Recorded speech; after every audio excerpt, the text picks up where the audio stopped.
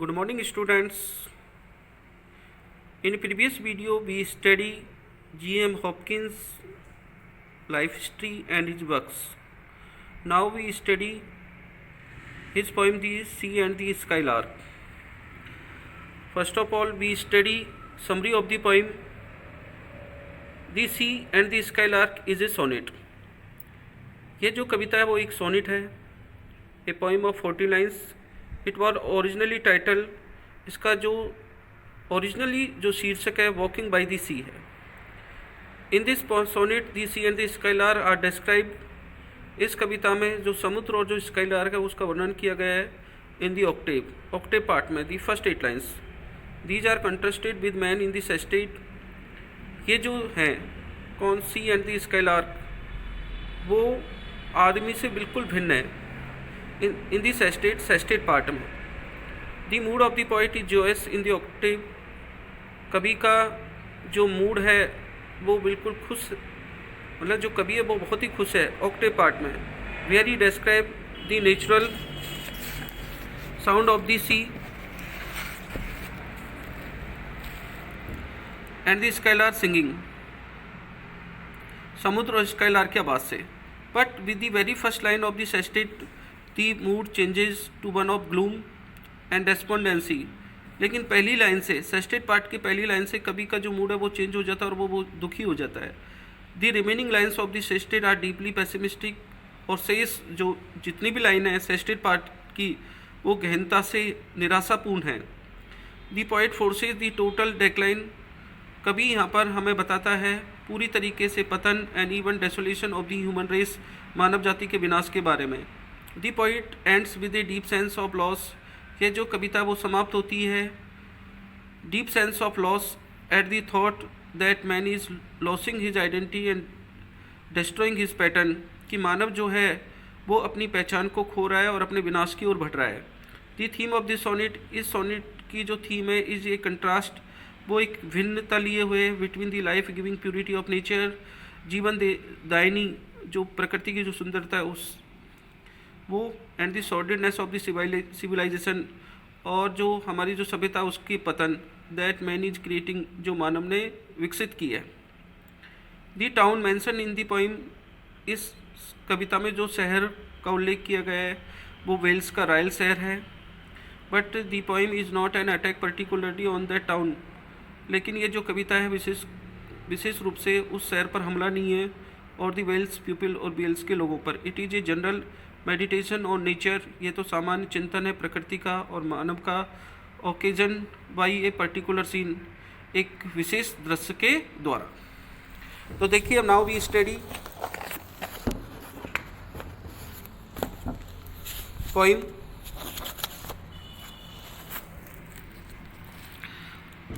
अब हम इस कविता का अध्ययन करते हैं.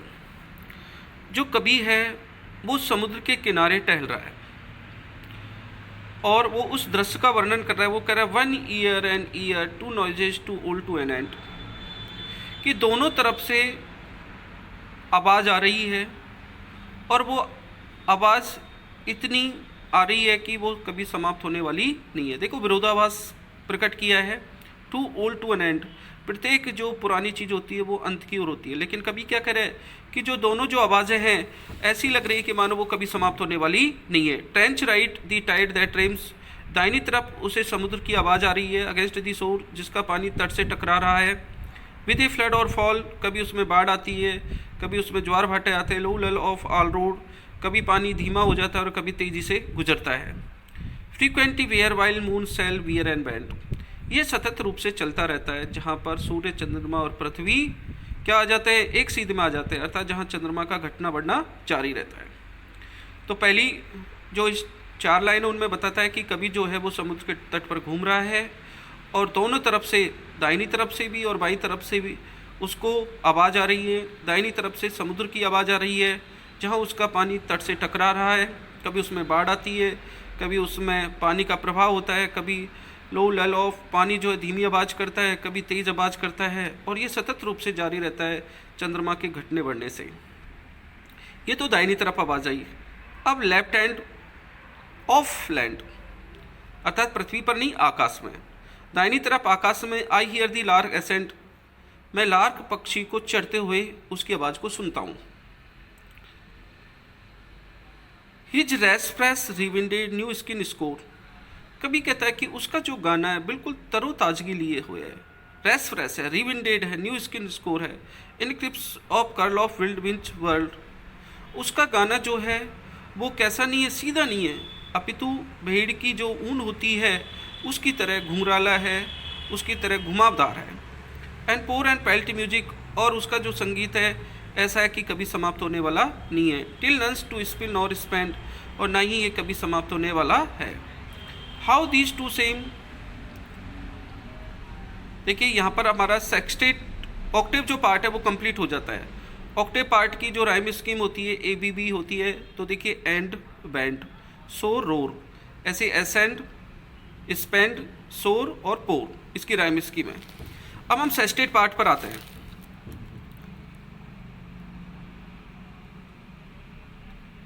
How these two shame this shallow and frail town, अब सेस्टेट पार्ट में जो कभी ऊपर प्रसन्न है दोनों दृश्यों को देखकर, पृथ्वी समुद्र के दृश्य को देखकर और उस स्काई लार्क के गाने को सुनकर, अब कभी बिल्कुल दुखी हो जाता है सेस्टेट पार्ट में। वो क्या कह रहा है कि how these two shame this shallow and frail town, अब कभी इन दोनों की जो आवाज़ है, समुद्र की आवाज़ और स्काई लार्क की आवाज़ को किससे तुलना कर रहा है, उस शहर की पतित जो दशा है उससे तुलना कर रहा है। How this two shame this shallow and frail town, how ring right out our sordid टर्बी time, कभी कहना चाह रहा है कि ये जो राइल जो शहर है, वेल्स का जो राइल शहर है, ये अपने नैतिक पतन की ओर बढ़ रहा है, यहाँ पर नैतिकता का पतन हो चुका है। बीइंग प्योर, इसलिए कभी क्या कहना चाह रहा है कि हमें शुद्ध होना है। वी लाइक pride and care for crown, कि हम पहले बहुत शुद्ध थे, इसके कारण हमारा क्या था, ताज था, अर्थात हम बड़े गर्व से थे, हम एक दूसरे की केयर करते थे। तो आज भी हमें अपनी शुद्धता, हमें शुद्ध होना है और जो हमारी प्राचीन समय में जिस तरीके से महिमा थी उसको बनाए रखना है। Have lost the cheer and charm of past time, क्योंकि हमने भूतकाल में जो हमारा चर्म आकर्षण, पृथ्वी का जो आकर्षण और आनंद था, उस सभी को हमने खो दिया है।